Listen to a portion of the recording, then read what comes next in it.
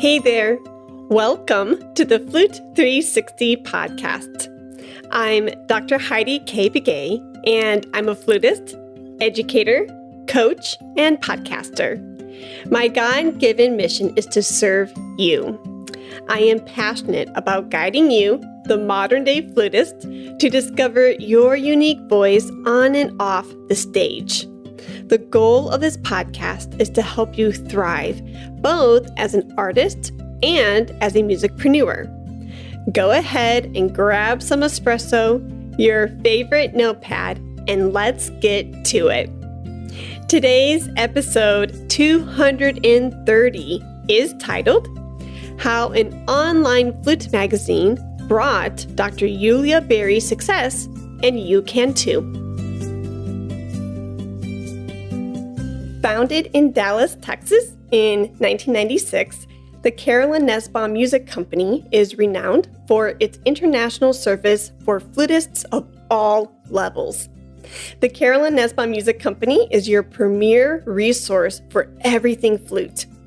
Their selection of flutes, piccolos, low flutes, and head joints from dozens of makers is truly remarkable. Also, their offerings of sheet music, instrumental accessories, teaching, and health resources are unmatched. Their in-house staff offers an unparalleled level of expert knowledge and personal service with an in-house repair staff certified in all major brands. Follow the Carolyn Nesbaum Music Company through Instagram, Facebook, LinkedIn, and Twitter to be updated with the latest news. Check out their website at fluteforyou.com. The Carolyn Nesbaum Music Company is truly your one-stop flute shop.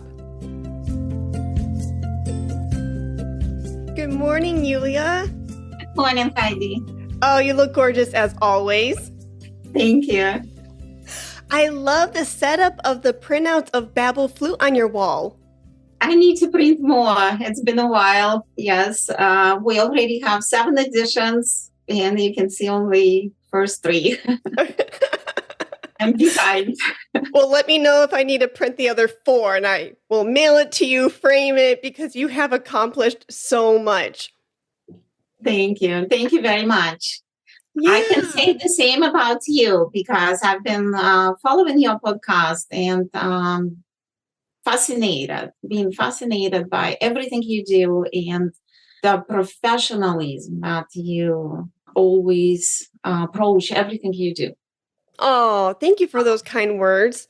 And especially coming from someone whom I admire, those words have so much weight. You'll never know how much that means to me. And so thank you, thank you, thank you. And I am so blessed beyond measure that our paths have crossed. The fact that I have a Dr. Yulia Berry in my orbit is amazing because I learned so much from you and watching you, how you organize the online magazine, how you work with your team, your vision for the magazine, and how you contribute to bringing value to our community is beyond me. So I think with that semi-introduction, I would absolutely love it if you would share with the listeners a little bit more about yourself. So you have your doctorate in flute performance, is that correct? Flute performance and teaching. Wow. So I am originally from Russia, from St. Petersburg, and I graduated from the St. Petersburg Conservatory. And also before the prior conservatory, I graduated from music college in the name of Modest Mussorgsky. From college, I additionally to flute performance and teaching have a profession of a band conductor. I'm not using it much, but sometimes it comes handy, definitely. Nice. It's a different structure, I guess, education in Russia. And before the college, I had a full-time music school, government music school, which is all professional studies with many different music subjects, as flute twice a week, ensembles, orchestra, choir, music theory, music history, so much. So I definitely feel that it helped me very much in everything I do because it was very complete education without, I would say, many gaps, hopefully. Yeah. Yes. No, that's amazing. I resonate with that to some degree too, because my first two degrees were specifically just music. I was fluting the whole time. I've been a flutist for 20 years, but I did not go the traditional way of getting a BM, a Bachelor of Music in flute, or a Master's of Music in flute. It was just music.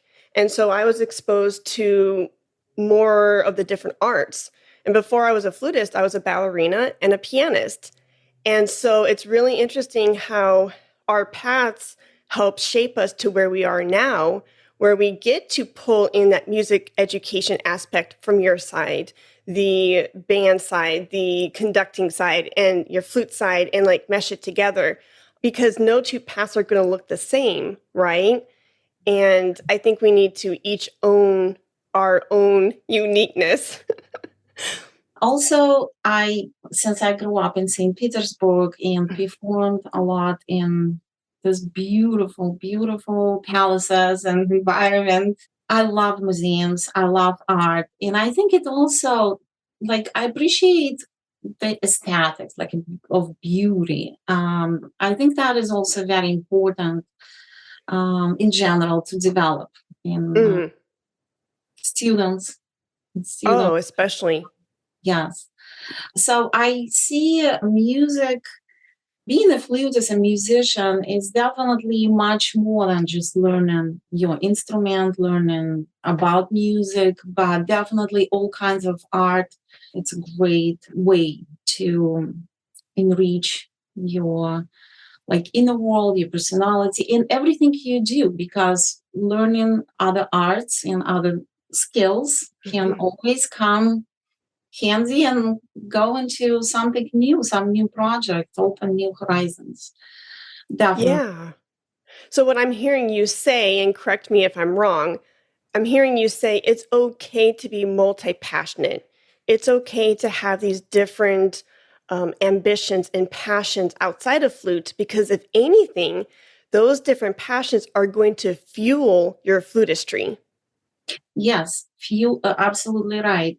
But I also would like to add fuel and deepen your approach and understanding of what you do. So you definitely can reach more heights with understanding it deeper and seeing it maybe from a different angle. Sometimes when we know more things around the subject, you get a different vision that maybe other people cannot see, have easily, but that is what makes us unique. Your experience, your learning, your skills, and then taking it to what you want to do in your life. And yes, it's definitely philosophy, books, reading, museums, studying art, studying architecture. It's fascinating. And actually, right now, I'm fascinated with physics. I want to study and learn more and more. I feel like I want to know more about life and how things work. Oh, I love that. I couldn't agree more. Yes. And that probably takes the essence of Flute 360 to a whole new level, right? Because a lot of times I talk on the show like holistically, we need to look at all aspects of being a flutist, but more importantly as a person, and this is exactly hitting the nail right on the head with being multi-passionate and learning in these different fields of mathematics and architecture and art and things like that, because as a person, we need to have that bigger vision outside of just music. Basically, I just got really excited because like that is 360, trying to really help 360ers see the big scope of things. Yes, I agree. Yeah. Cool. Well, speaking of your journey and it being so unique, thank you for that introduction. Can you tell us where along the way the Babel Online Flute magazine came to be? How did it come about? Who do you work with? And all of that. So when I moved to United States, I learned some computer skills and did some projects on my own, including a mobile flute, mobile app all about flute. Mm. So I tried different things. I always like to challenge myself and try something that I would never think I could do, but I just go for it. I try to figure it out and learn while I'm going. With the app, I made it in 2013, and it's I'm not doing it much anymore. It was working for about 7 years, 7 years. Unfortunately, I think it was too advanced for the flutists. And I didn't want to take it to a different field because flute is my passion. So I didn't want to make apps. I made some apps for musicians, like for composers and pianists and flutists.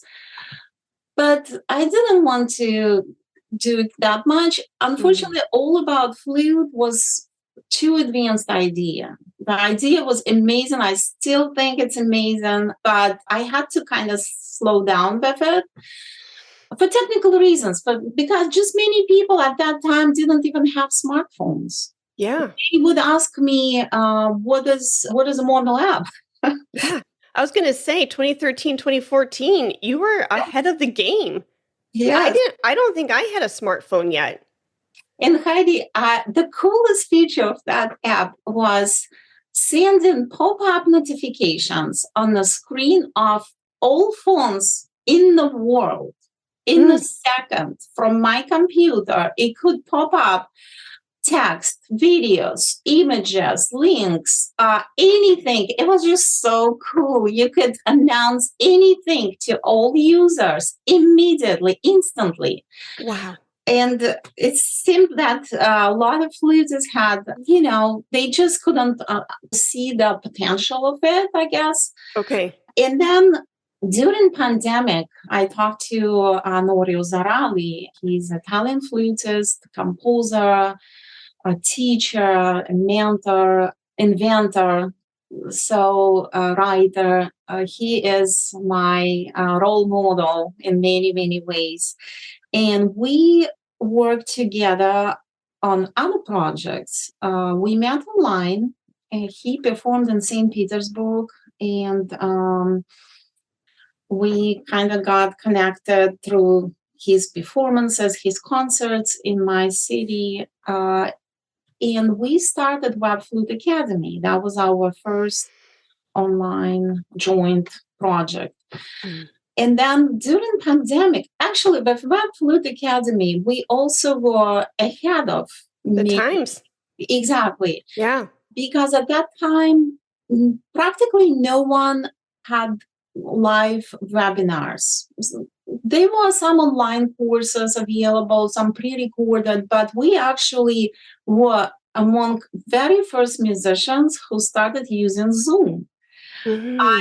Particularly Zoom. I did a lot of tests and evaluations, and I chose Zoom as one of the best for that time technology. And we started doing webinars. We started offering courses. And then during the pandemic, Anorio came up with this brilliant idea. It also has an interesting story how he came up with it. He is a composer, and one of his compositions is called the Babel Flute. The Babel Flute. So it's written for flute solo and consists of 21 pieces based on biblical stories, symbols, and so it's a great music. And he was writing down the name in his notes for some reason, and by mistake, he wrote the Babel Flute. So he looked at it and he was like, the Babel Flute, it sounds very interesting. What is Babel? The Babylon, the Babel Tower. We all know the story of the Babel Tower.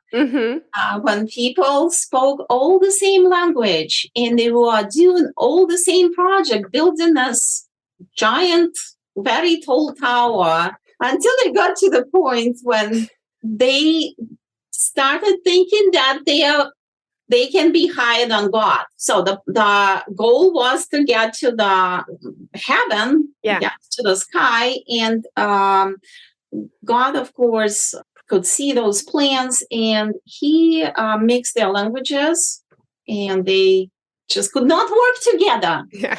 They didn't speak the same language, so they couldn't understand each other, so they scattered all over the world. And that story, we decided to turn it backwards, like turn it a different way. So take all those people who now place in different countries and speak different languages and bring them together under a roof of one platform to do one project. Yes, for the benefit of everyone. So Anorio, of course, knew about my computer skills, and he shared this idea.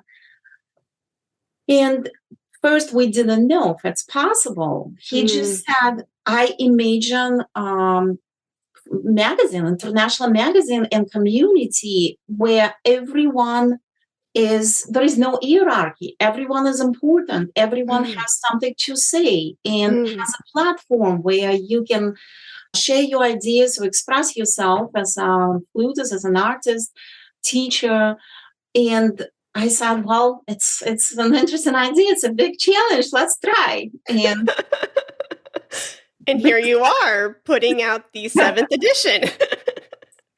Wow. So how many years has it been going? Is that about 6? So for the Babel Flute? Yes. It's been less than 2 years. Okay. Yes. Wow. We announced this project last March 2021. Okay. The first edition came out on June 20th, 2021. So it will be 2 years this year. Wow. I guess I was referring to in my head the Web Flute Academy, because you're right. I remember seeing the Web Flute Academy on LinkedIn before the Babel Flute magazine. Web Flute Academy was launched in 2017. Okay. Now I know I'm not crazy. Yes. The timeline all makes sense now. Okay. Cool. We kind of look at it that the Babel Flute is logically and naturally is a project of Web Flute Academy. Web Flute Academy is still there, but it just, expands and growing and taking new paths. Yeah. Oh, completely. As a musicpreneur, I'm always thinking, actually, I couldn't sleep last night. That's why I was a minute late this morning, because I was like, one last little thing of mascara, let me go. I was up all night because I'm thinking about rebranding some of the aspects of my business, because it's like things shift, things grow, and some of these things take a life of its own, right? And so what you're saying is, yes, completely. You started one project, the Web Flute Academy, and the next thing you know, organically, Babel Flute. And it makes sense because Babel Flute brings, like what you said, everyone has a voice. Everyone is sharing this platform. It's bringing flutists and musicians from across the world to read these different articles in Italian, Russian, English, Spanish, every language you can think of, right? To your platform to gain this valuable content.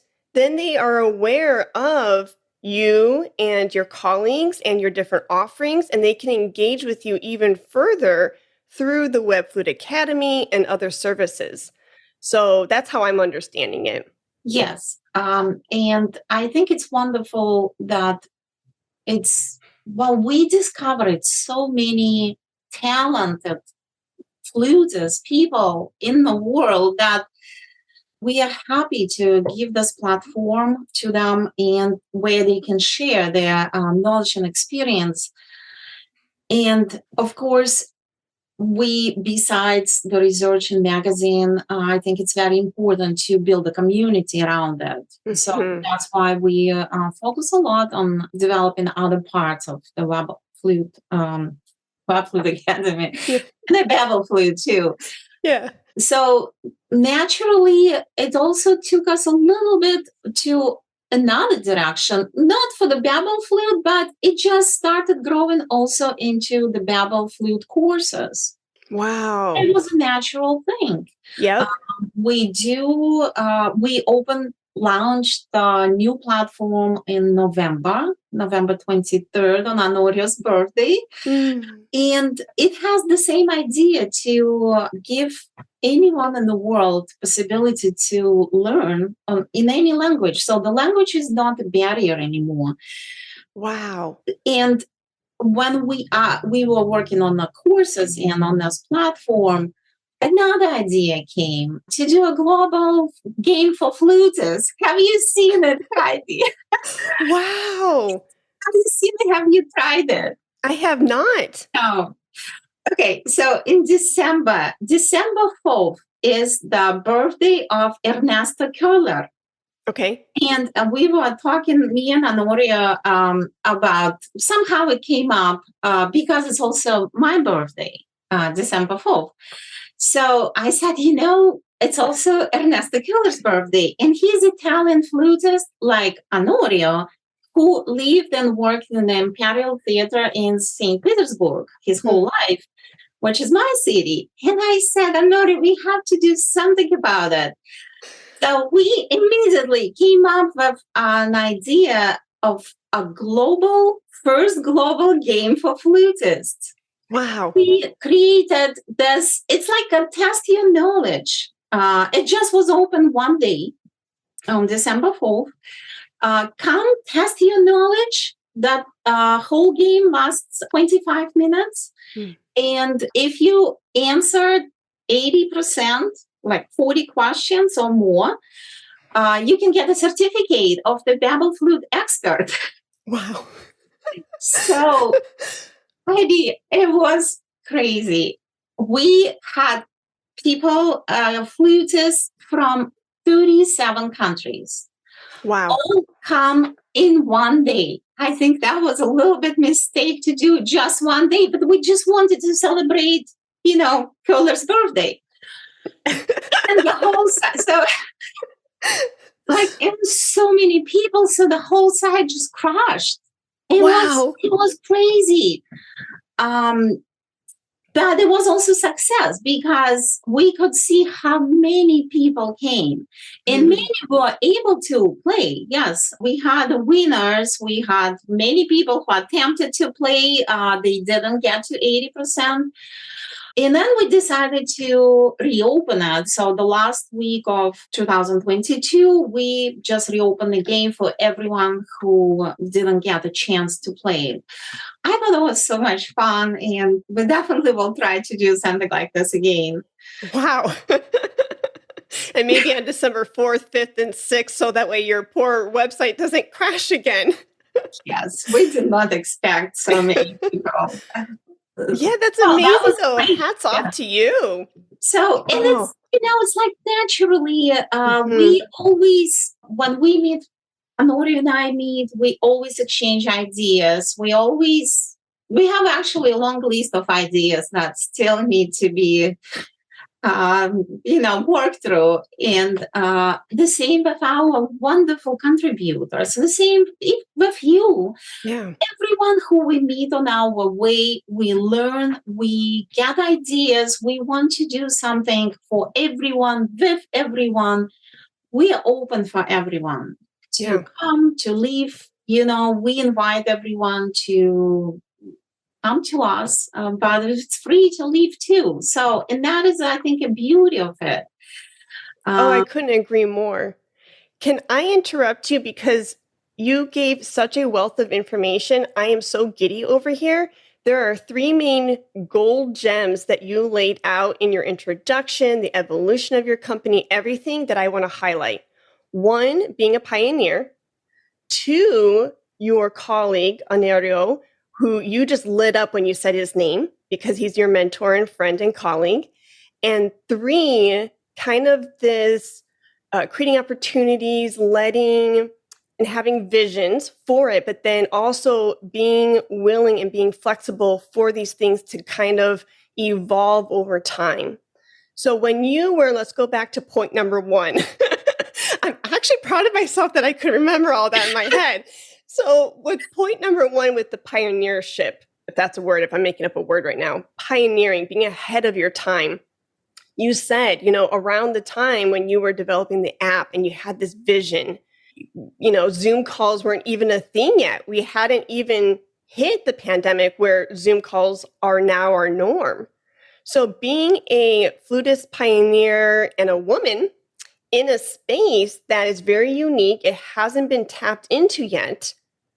How did you hold on to that vision, even though others maybe didn't see it or they didn't get it? Do you have any words of advice for a flutist that's listening to this right now thinking, ooh, I have this brilliant idea for XYZ, but it hasn't been done? Am I crazy? Like, how do I get this off the ground? How can I maybe receive some help from Jane or Joe? Do you see what I'm saying? Like, what's the process like? And then once you figure out, like, okay, this is something I am really passionate about, I see the vision. How do you hold on to that hat of being that visionary, even if people don't get it yet? I think very important is to believe in yourself and your idea. Because as you probably know, some people would come on our way and they would try to say, well, I don't think it's going to work. Maybe it's not a good idea. Well, you think, no, it's a really good idea. But you should not let other people to interfere this belief into your idea.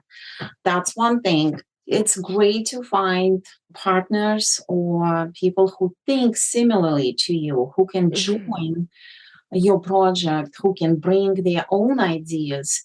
I think it's always very beneficial and definitely gives better results working with other people if you are lucky to find such people. But I think it's possible. Oh, definitely. Yes, you just need to be open and let other people to speak up and just listen to them, listen to their ideas and be flexible. As you said, it's very important to be flexible because you might think one way, but you need to have an open mind and react. So if another person or your partner comes to you and says, I think this way, this is what we should do now, or this would be better. Don't decline immediately. You need to have an open mind and see, yes, it actually can bring more opportunities, possibilities, and ways to develop the project. So I think believing in yourself, staying with it, also do not be afraid to start. I see that many people are being a little bit too careful. Sometimes they do have great ideas, but then, yes, they get stuck a little bit. It's like, let me do a little bit more research, or let me think about it. Oh, I'll wait for better time. Guess what? Better time probably will never come.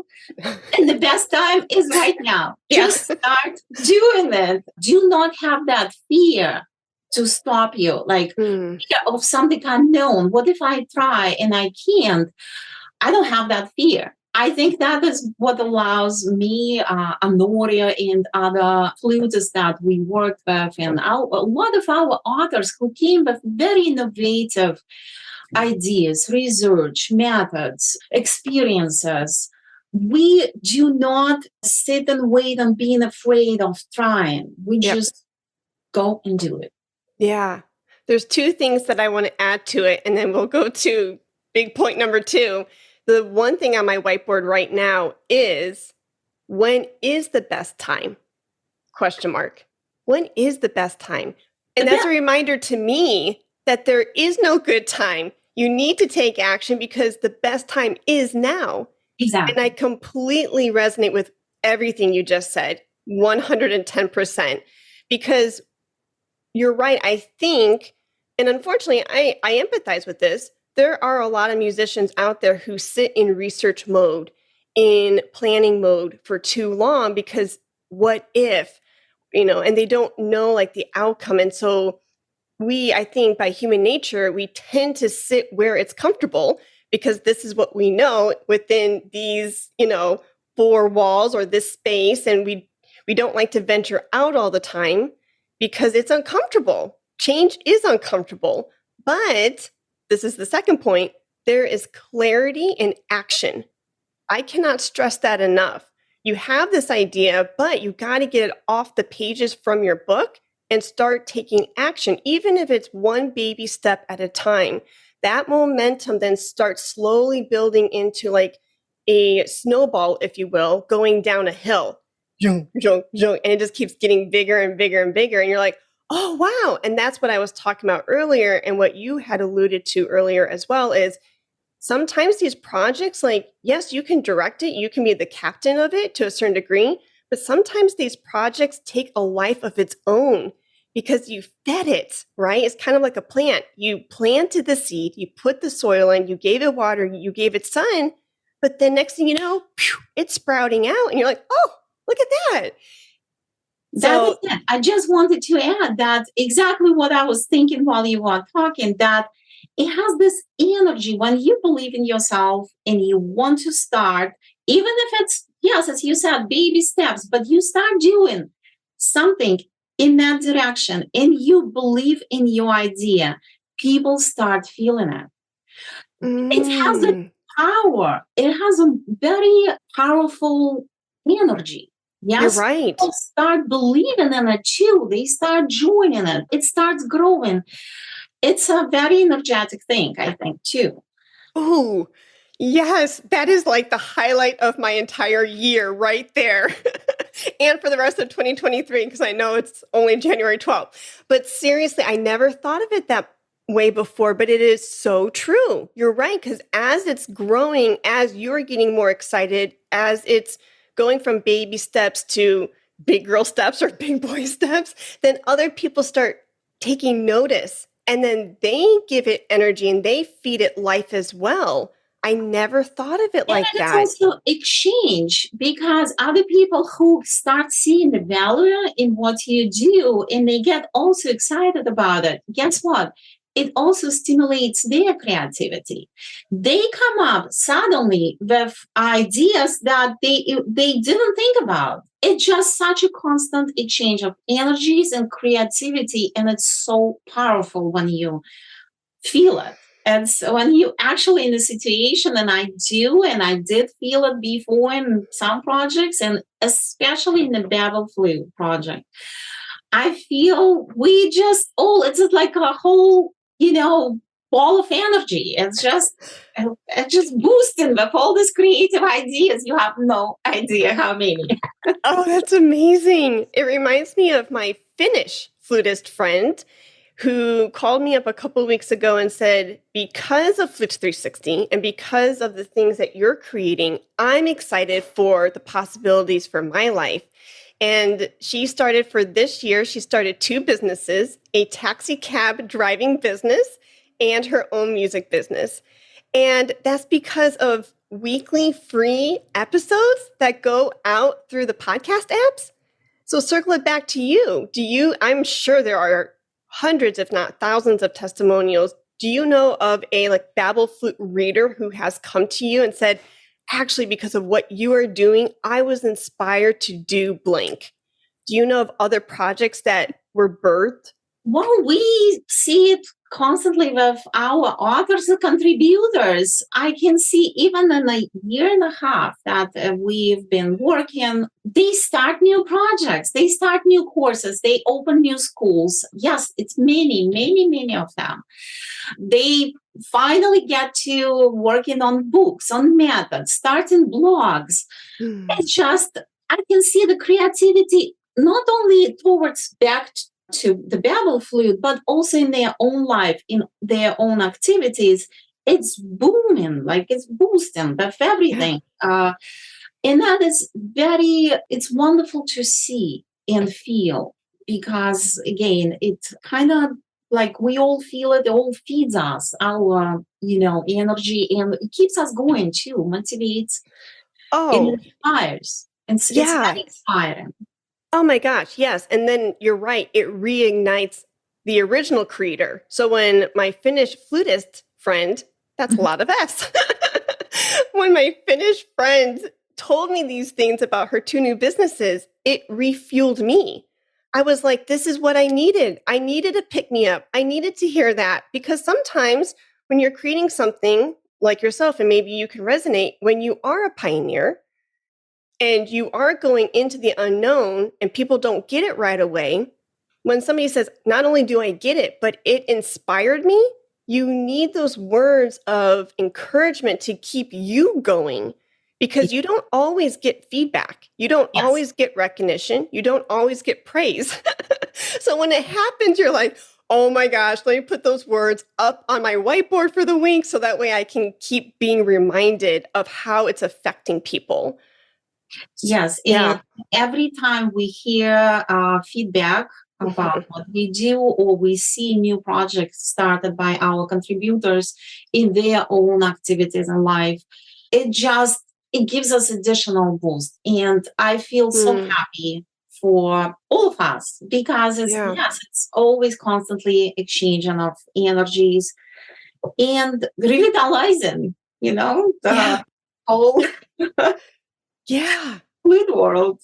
And so here's a thought that I've been toying with in my own head for a while. And so if it doesn't come out very well, it's because I'm still tweaking it in my head. But that's why we need to, as creative artists, as specifically flutists, we need to kick imposter syndrome to the curb because it's not just for the sake of your path, your well-being, your creative and financial possibilities, whatever your goal is for your vision, your project, your business, whatever.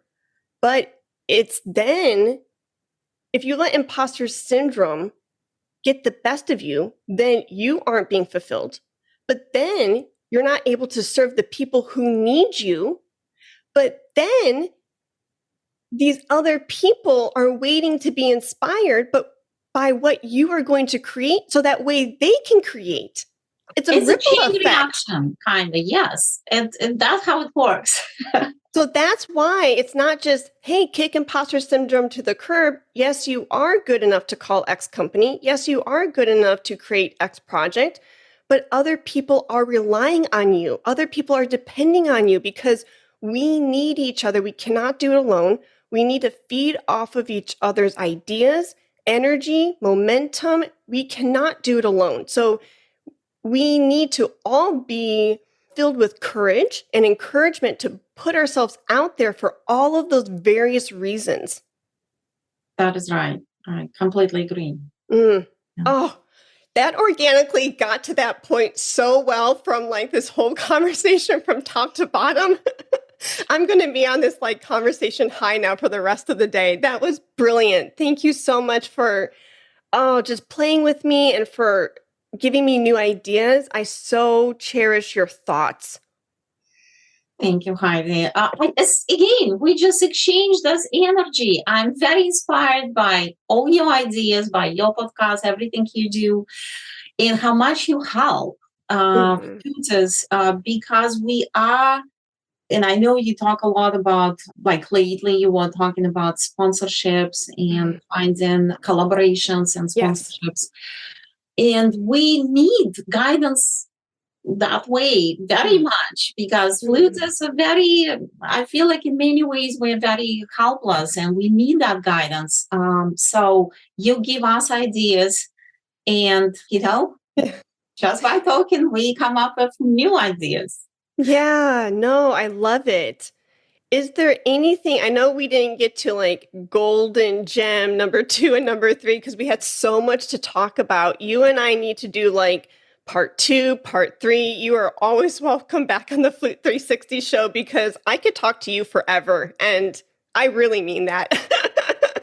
And you're such a good friend too. And that's the other thing that I love about you. And I've said this in emails and DMs, is not only are you so intelligent and you're so talented and passionate, and you are that visionary, but you are so kind.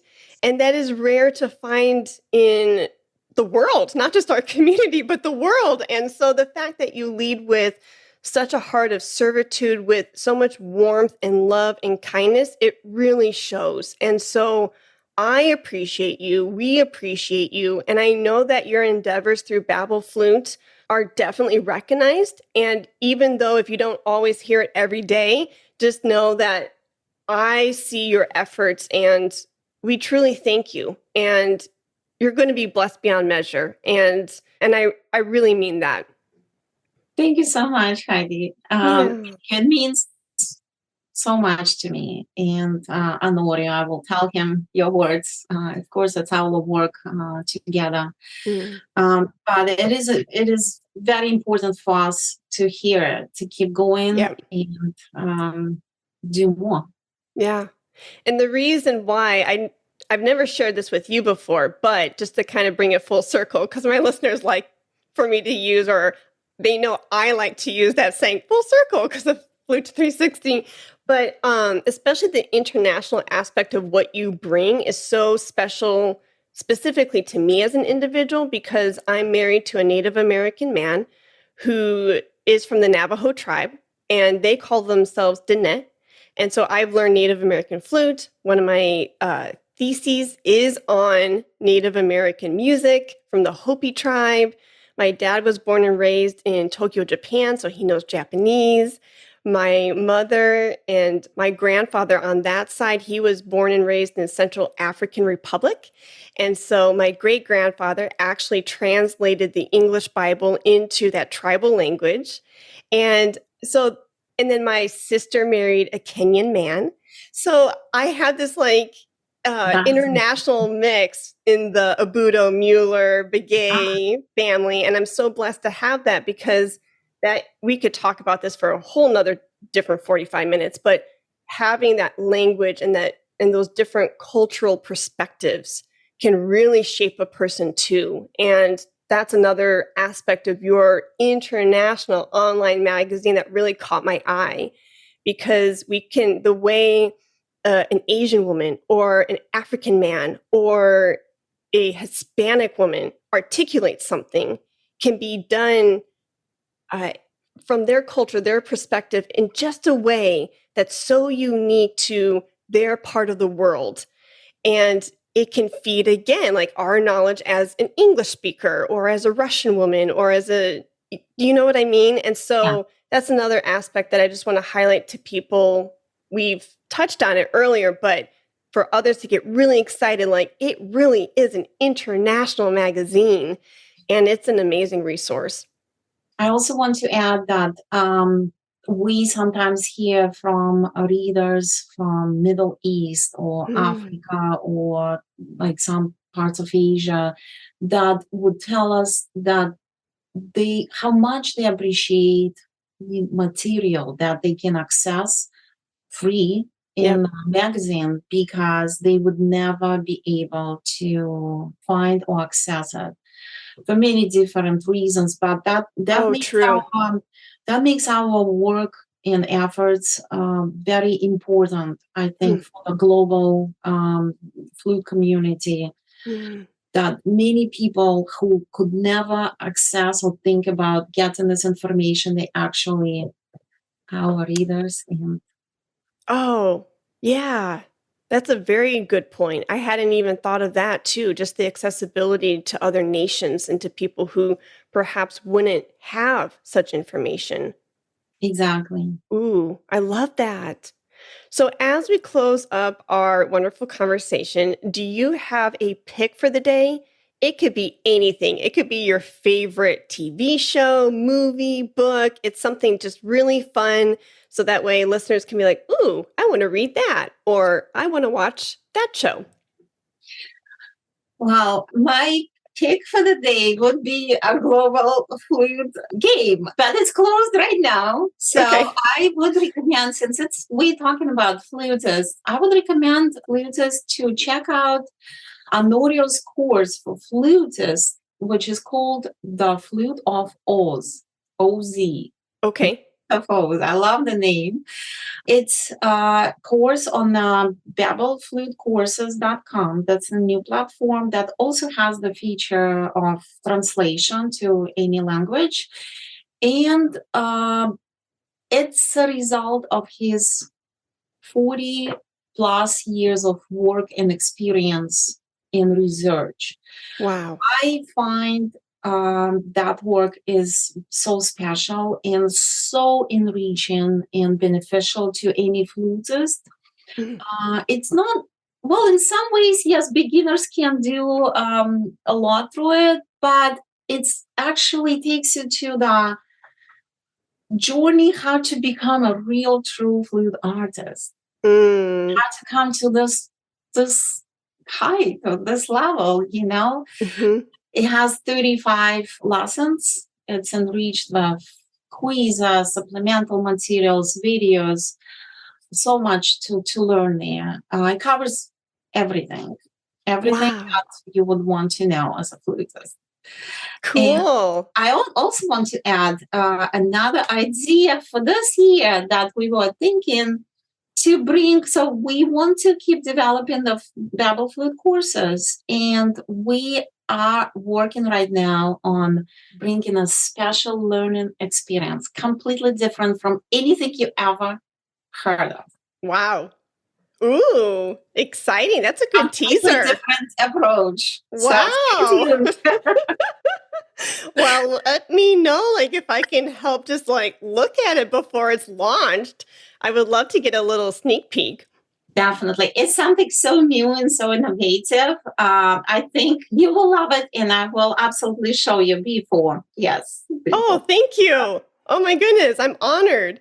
That's phenomenal. You already have plans for 23 and beyond, and thank you for that Flute Oz resource. I will definitely put the link in the show notes below. And if I had to choose a pick for today, it would be under this umbrella of travel and international, everything we've been talking about. And specifically, since I mentioned Native Americans and the Hopi tribe, the Pueblo Indians in the Southwest, I absolutely love to travel to Santa Fe, New Mexico. I don't know if you've ever been, but it's absolutely gorgeous. So if anybody wants to have a weekend getaway, a week family trip, I highly recommend Santa Fe, New Mexico. And my eye is actually on my paperweight that I got from Santa Fe. So that's what made me think of it. It's this beautifully glass blown paperweight that's teal, very Flute 360 color, and then these pressed flowers in it. And there's a tea shop there, and my favorite flavor is the strawberry mango black tea. I have that every morning. It's to die for. And amazing art, beautiful art, ceramics, sculptures, great chocolate. I don't know if you've ever had a hot chocolate elixir, Elixir. It's a drink. It's kind of like a shot of espresso, but it's like hot chocolate with different flavors. So you can do if you like something hot and spicy, it could be red pepper thrown in with the hot chocolate, or a dash of mango, or a dash of berry or strawberry. Yeah. So Santa Fe, New Mexico. Yeah. That is so wonderful. Yes, I will keep it in mind. Okay. Let's go. Awesome. Well, thank you, Yulia. Thank you so much for your time. And I learned so much, and I'm so inspired. And we need to do part 2, part 3, part 4 with Dr. Berry, because you are phenomenal. Thank you very much. Thank you for having me. And I'm always happy to be your guest. Thank you. Have a good day. Thank you. Bye. Bye-bye. Thank you so much for listening to the Flute 360 podcast. Please go to heidikbegay.com/contact and let's connect. If you need guidance in terms of your musical career, please do not hesitate to reach out. I have been helping musicians for years navigate their careers, and I would love to help you do the same. Let me help you find your unique voice on and off the stage today. Schedule a 15-minute discovery call to see how I can help you. Please go to heidikbegay.com/contact and let's talk. The link is in the show notes below. Talk to you soon. Let's talk about flute.